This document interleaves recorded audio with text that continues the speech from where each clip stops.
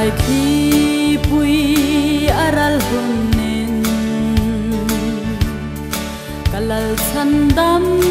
tu mel kamu anga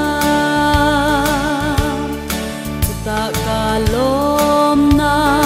atwai lobang amela van pang parvul reng anga on nating izar nuaya vanangel rual liminan le o tuta kan la solve ang Israel tang tiang hima chua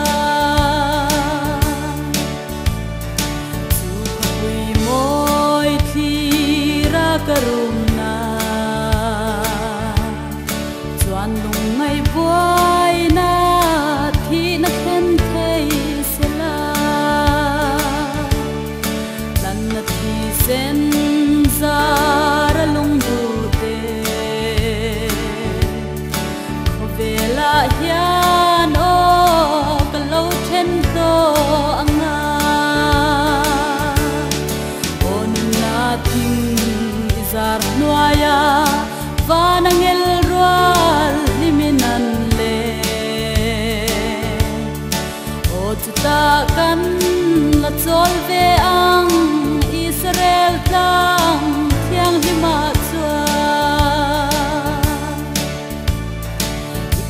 zelang o Zion fate kan zalen naram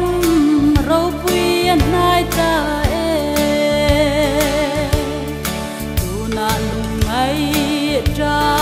le boy na hi kan lom na pang para an la nge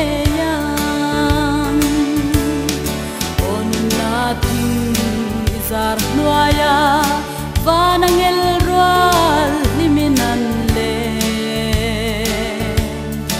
o tuta kan la solve ang Israel tang tiang hima chua tin chu khapui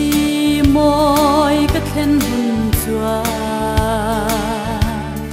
kan len na ram lam hi ka hoi to lo biram no le alal thut theng chu en namak tak le kalom na ti kim tu on na ting izar nuaya vanangel rual liminan le tuta kan la solve ang Israel tang